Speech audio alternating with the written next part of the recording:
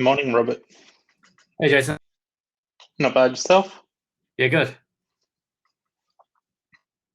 Welcome back for the beginning of our third presentation, which is on what government can learn from Data Ventures New Zealand's work on data privacy and governance to enable new data assets from private sources for real-time analytics and COVID response.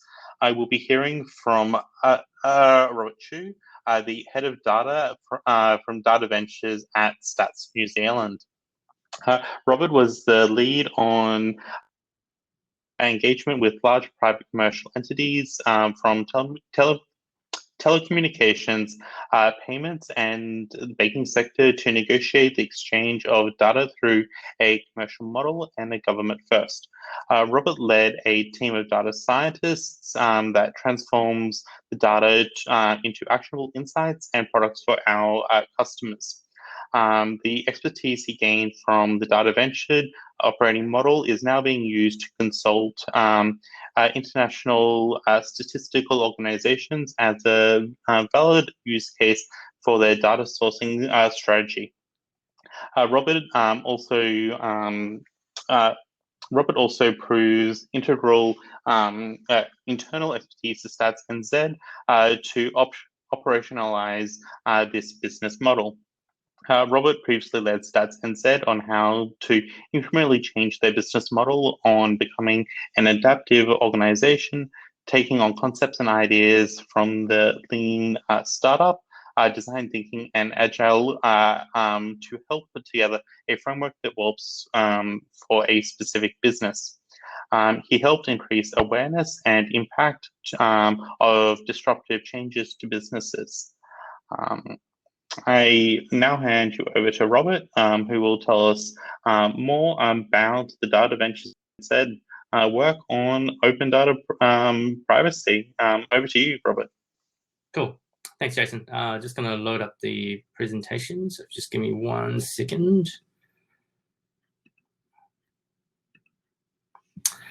All right, so essentially, I'm just going to go through and tell you the story about what we did during the COVID lockdown period and helping government source new private data that was previously not available to really help the COVID response in New Zealand. And as has been cited with a lot of journals around the world, there's some core lessons that can be learnt about New Zealand's pandemic response, which was very fast in terms of its response.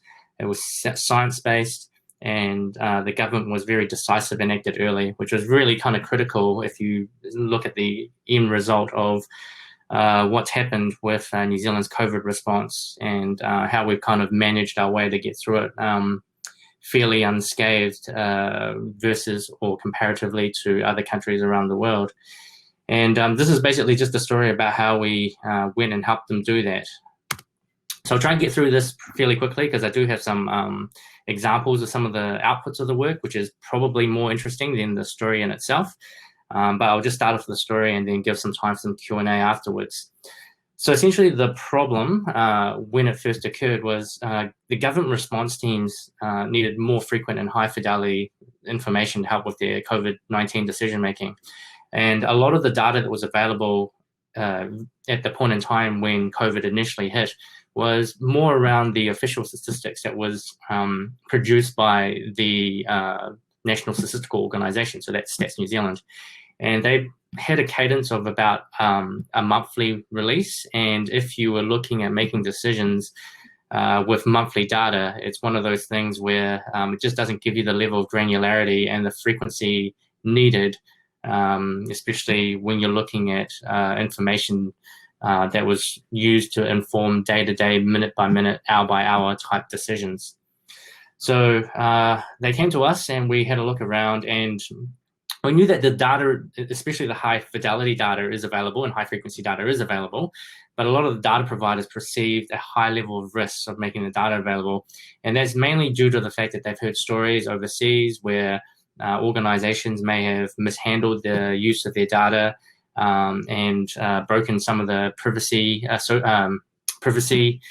protections associated with the data, and also because some of the data providers don't necessarily have the highest capability in the space.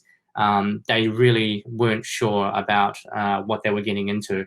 So what we did was two parts. Number one was just really getting into more detail around what the government's problem was. And that's really one of the first assessments that you have to do, just to really understand what it is that the problem that the government is trying to solve. If you mainly look at it from a purely data-centric point of view, quite often a lot of the problem component is lost and you end up just getting data for the sake of data. So when we engaged with the COVID-19 response team, essentially they were just wanting to understand what the risks were if no proactive actions were taken, versus if they did take some action. So what they would do is look at vector modeling, looking at population and spend changes over time. So what vector modeling is essentially looking at how clusters of people would interact with other clusters. And the way that we help them do that is looking at what the shifts and changes in population look like on an hourly basis from suburb to suburb.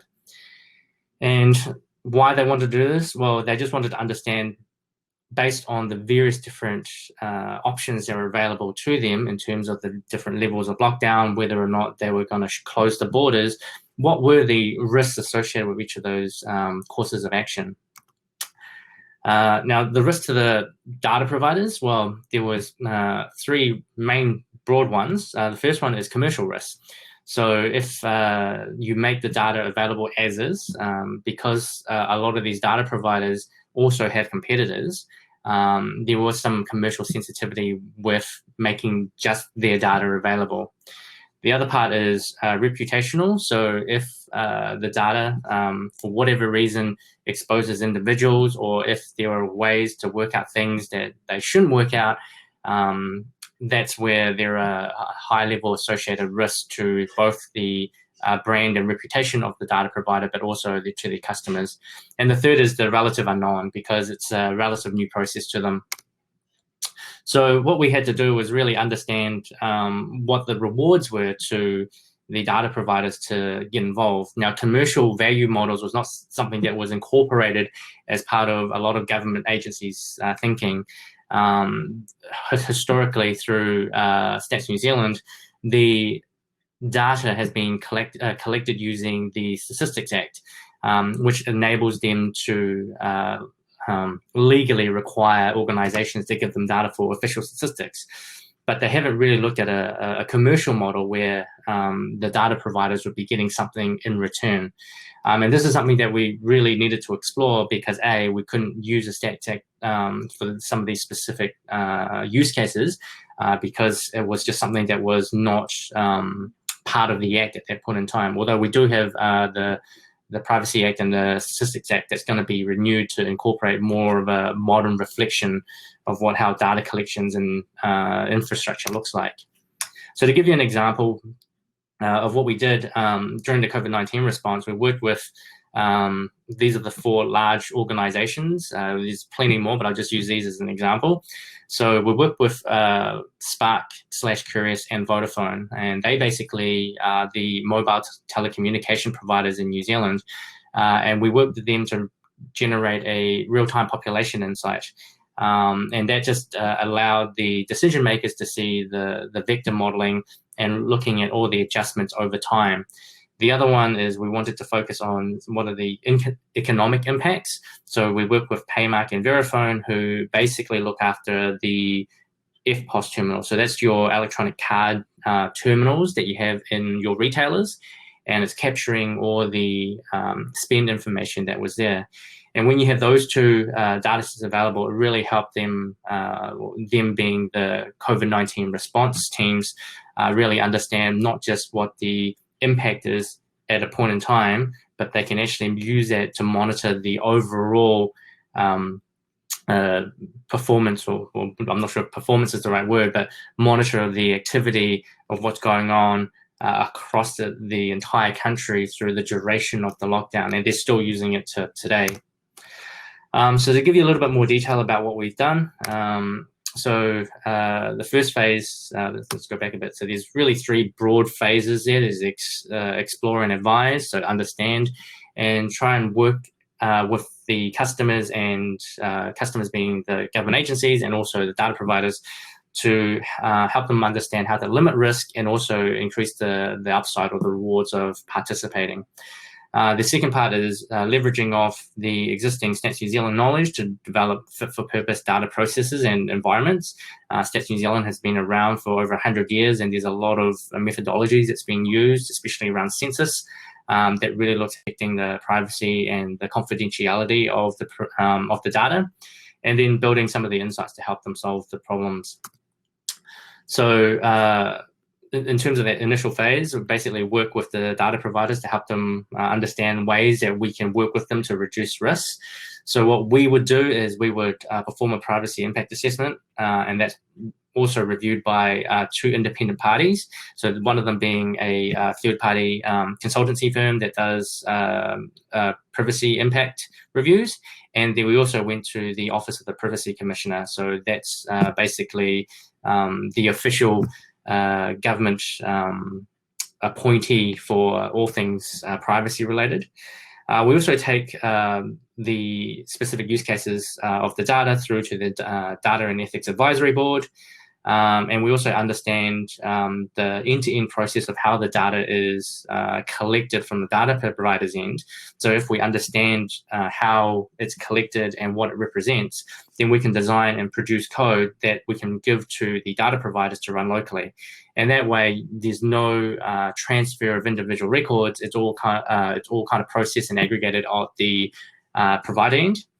And then also providing a data governance layer for the transparency of use. Now, one of the innate fears for the data providers is if they just provide the data, there isn't an overview around what the data is going to be used for.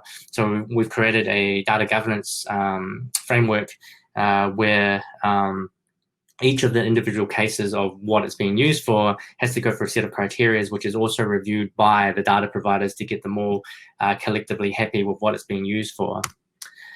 We also work with them to try and increase value. So these are just some of the examples, but we can help them improve relationships with key government agencies. A lot of these providers are relatively large organizations, and helping them with the relationships with government agencies means from a brand and reputation standpoint for the organization, it's in their best interests. We also provide expertise on improved data practices. Again, that's the learnings from Stats New Zealand through the many years of the intellectual property and expertise that's been gained. And then we also use other data assets to improve the data quality of their data. So as an example, quite often when people are signing up to the data providers, there's a lack of quality control. And that's just through things like spelling mistakes of addresses or postcodes or things like that. And some addresses are fairly common, so we can do things like clean up some of the quality of the data there, which is very beneficial for them. And then in the data environment, we basically provide them with assurances around the practices and processes that Stats New Zealand has used over the past 100 years. And it's very similar to the processes that were developed for our Tier 1 official statistics. So that's the GDP, CPI, basically the most important statistical outputs from Stats New Zealand. And then with that, once we get all the data and run all the associated processes and governance layers over the top, then it enables us to create insights for the data providers and also the customers through assessment of gaps in the data from the data providers. So we can let them know what's something that they can do to improve and provide them some reports around that. We can create some API tools for the customers to be able to insert into their models, especially the live-based ones where it basically incrementally updates on a daily or hourly basis where they want to know the most up-to-date information. And customize reports for public consumption, which some of them are actually really quite important.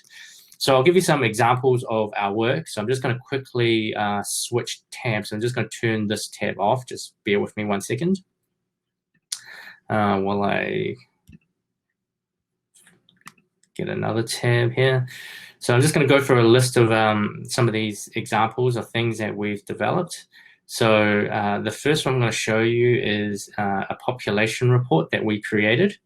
So this is basically the mobile telecommunications data where we take the number of mobile devices that are being serviced by a cell tower. So we don't actually know individuals. It's basically looking at a geographical area where a cell tower provides coverage, and then we just know approximately how many devices are being supported there, and then we reweight that to a population count.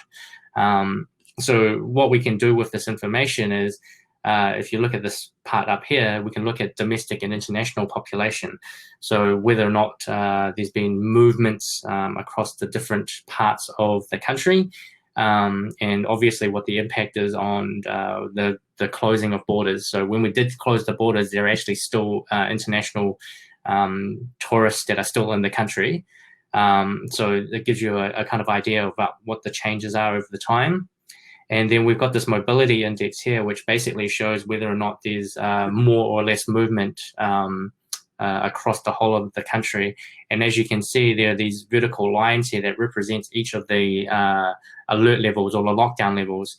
And as we increase the alert levels to level 4, which is the one that restricts the most amount of movement, you can see there's a drastic decline in terms of people moving around.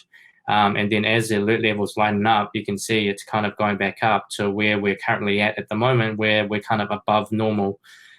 So that's something fairly interesting for the government to see, that the general public is actually following the guidance and the advice of what's being provided. And then you can see what it is in terms of the movements based on the different classifications of areas. So you can look at retail areas, recreational areas, and what that means over the different lockdown periods. Again, you can see the vertical lines.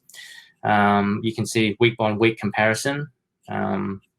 And then you can start going into, it's quite a comprehensive report, but then you can start looking at regions as well. So you can see all the main centers across the country, and they have a fairly consistent pattern. So they are following a lot of the guidance. But what you can see is that as we were getting out of COVID, that there is a lot more activity. So there's the whole kind of narrative around pent-up demand of people wanting to travel around because they've been stuck all the time. And then you can see Hawke's Bay, where a lot of our New Zealand's vineyards are, and it's one of those tourist areas that they're getting a lot more activity in those areas versus some of the main centres like Wellington, where you're not really seeing those patterns. So these are some of the kind of insights that we can produce with the population data. I'll show you some other ones. Just 1 second.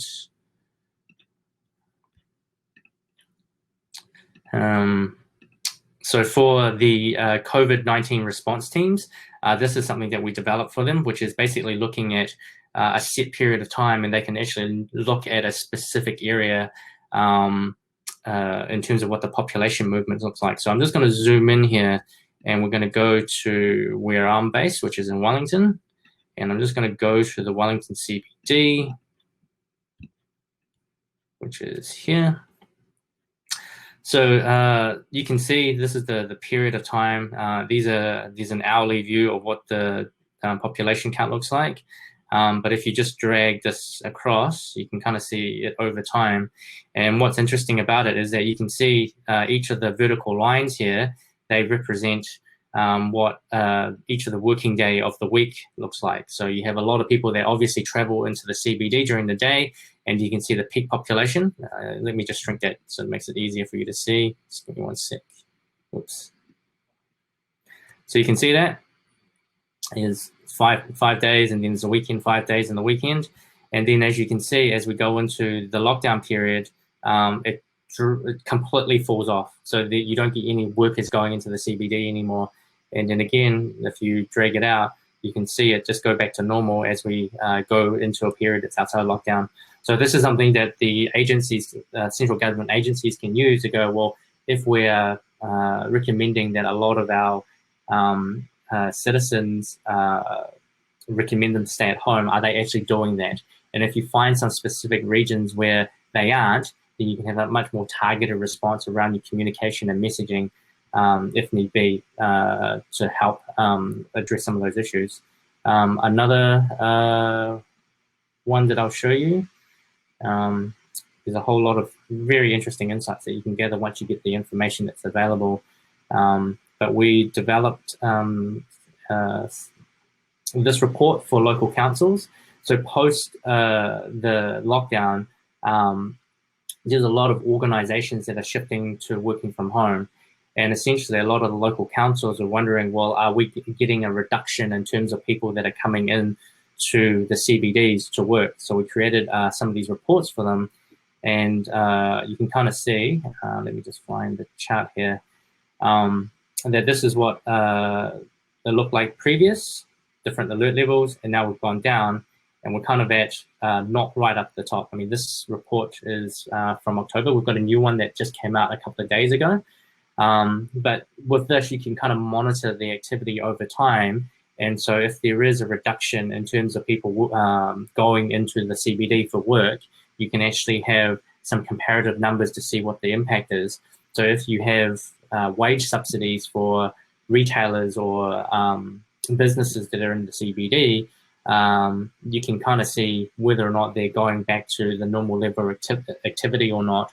And if they're going and saying that they're not getting as much business as usual, then you've actually got some underlying numbers to support some of those narratives that are there. And then it allows the city council to do things like adjusting rates, payments, because of the reduction in terms of people or foot traffic that are going into those businesses. So this is one of those reports that we produced for the city councils around the country. And then you can kind of see these kind of patterns where what a normal week looks like, and then what a reduced week looks like. And it looks like basically the historic time series. And you can see some places aren't as greatly affected as other ones. So you're basically seeing where the main centers are, where you're getting a large number of your workforces, that you're really seeing the biggest delta between what a normal week would look like and what the kind of adjusted week looks like post this whole COVID period. So that just gives you, again, the different way of looking at the information. So at alert level 4, they don't really move all that much, but at the different alert levels, you can just kind of see that the volume of the people that are going in is drastically different. So there's another example. I'll see if I can show you another one. Just give me 1 second. How much time do we have? I'll just do one more, and then we can open up some time for some questions, if that sounds good. Jason? Yeah?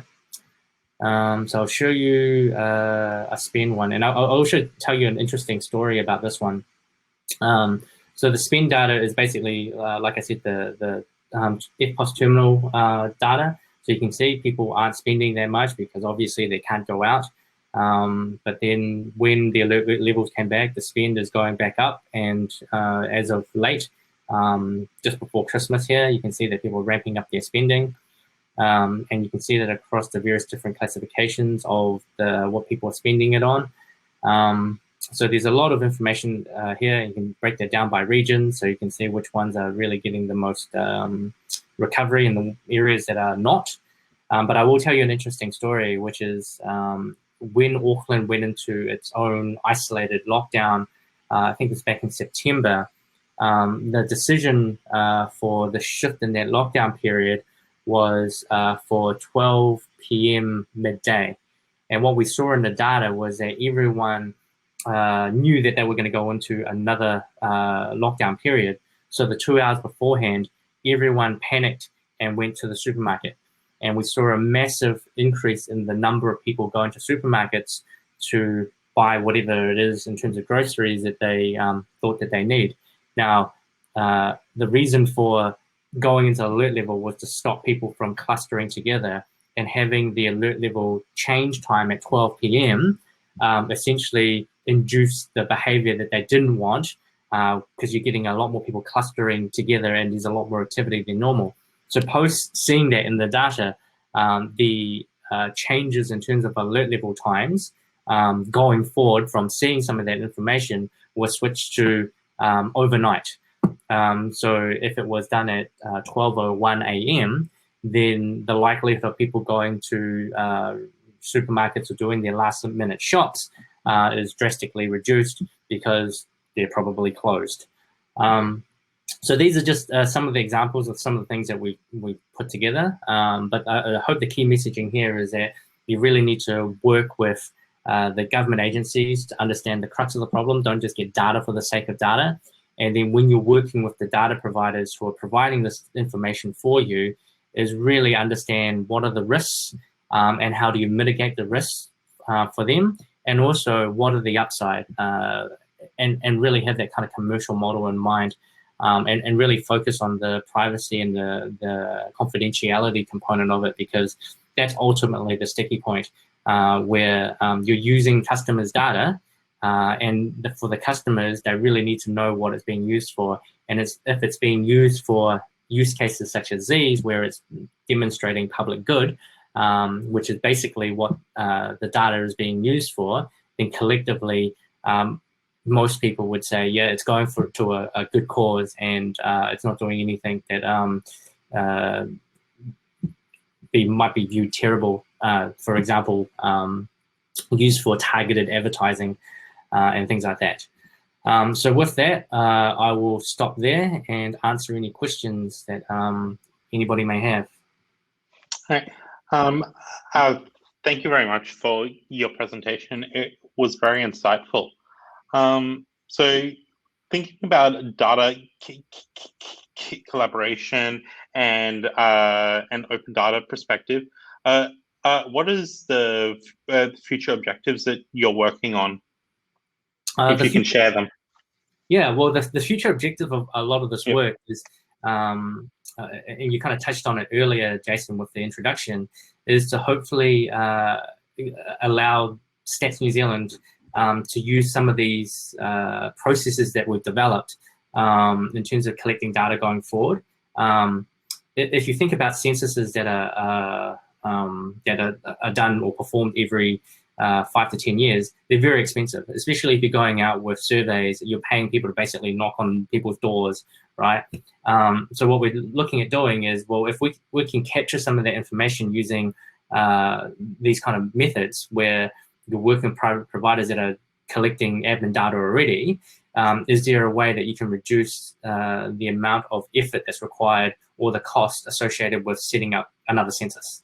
So that's one thing that we're looking at. And the second thing that we're looking at is how do we make some of this information more accessible to the general public? Because as you can see, there are actually some very useful insights, especially if we're looking at investment perspective, right? If you're seeing that more and more people are working from home, then does it make more sense to create more facilities for where people are generally at home? So those are just some of the things that we're looking at. There's a whole spectrum. This is a new space. We were doing a lot of research early on when we were putting this together around the world, and funny enough, we were actually the first in the world that were able to do this type of data collection in this type of size. And it's lucky because in New Zealand you basically have just a very few providers, right? So if you tried to do the same thing in the United States, you're probably trying to get 10 players together, and that's just a logistical nightmare. While in New Zealand, you've really got 2 to 3 providers that you're working with, and if you can get them all working together, you can actually create some pretty amazing things. So what we're doing is pretty much a world first in some sense. Yeah. So you're using mainly mobile phone data to work out if people were in certain locations. Was that correct? So what we do, I'll just repeat it again, because I think when people hear it the first time, they always think that we've got, you or my data, right? So what we do is we work with them to. So when you've got a cell tower, they provide coverage to a certain area. So it might just overlook a city, and it's basically providing coverage there. So we know that approximately it covers maybe a 2 by 2 kilometer area, and inside there might be 3,000 mobile phones that are being serviced by that. So we use that as an input. We also use a lot of various different inputs in there as well, just to adjust, and we wait for to understand what a population count would be, because not everyone has a cell phone. So you're young and you're old. Not everyone has access to the data component. There's also things like that you have to understand in terms of the adjustment to what the data is collecting and what it represents. So there's actually a lot of additional modeling that we do over the top, and there's also gaps in coverage areas. But essentially, we just use that information. We do a whole lot of modeling to take it from a mobile, the number of devices that are supported by a cell tower, to an actual population count. Yeah. Coming from an alternative perspective, do you think there's ways that citizen science could potentially play a part in this? Citizen, beg your pardon? I need you to repeat. Citizen science. So getting the community involved in the counting. So potentially having people use an IoT device or something similar to curate numbers as well. Yeah, I mean, I think the thing that you have to look at it, there's a lot of things that you can do to improve the quality, and I think there's a focus on quality, but it's always a trade-off, right? If you want data quick, so essentially we turn our data around in 24 to 48 hours. So if you're going to get all these various different inputs, it adds complexity to your end-to-end process, right?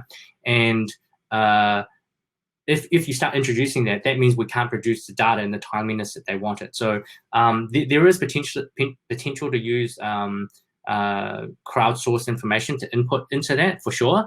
But each of those different inputs, you really need to understand what it represents, right? The quality of the data, and then you have to make adjustments. So sure, in the future, if there's time and effort available to put that in as an input, for sure. But at the moment, because of the rapid need from the customer's perspective, we just kind of went, if it's 80% correct, it's good enough for what it's needed for, because what they're really interested in is just change over time. Okay, that's awesome.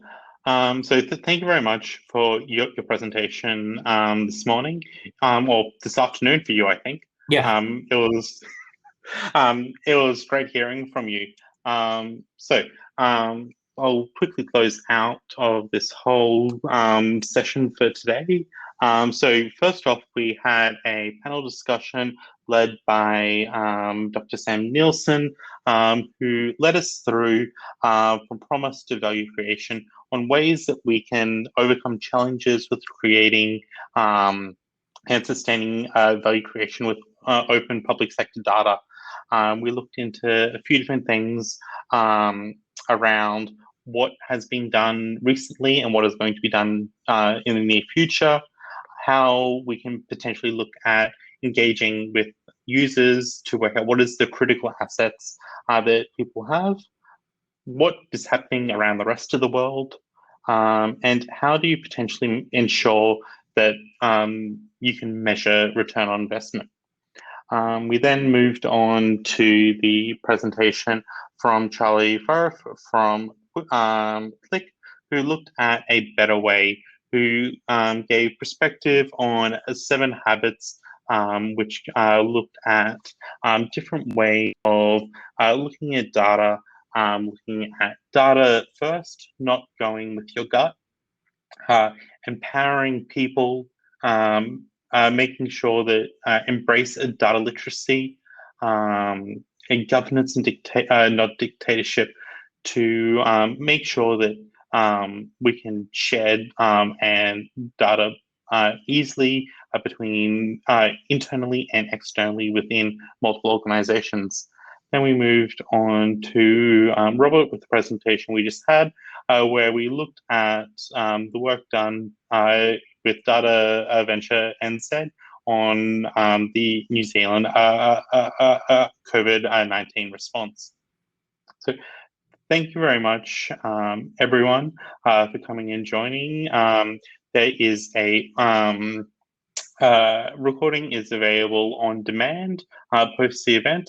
I would encourage everyone to go and connect with the presenters from all the different sessions this afternoon on LinkedIn, or social media so that you can continue the conversation. And I'll do one last shout out for GovHack. We have the International Open Data Hackathon, which focuses on open government data, which will be taking place across Australia and New Zealand in August, on the weekend of the 20th to the 22nd. If you want to find out more about that, head to govhack.org. And you can register for the mailing list so we can send you more information about what's happening in that event. So thank you very much, everyone. And thank you very much, Vish, for organizing this. And thank you very much, Click, for sponsoring and organizing this. Thank you very much.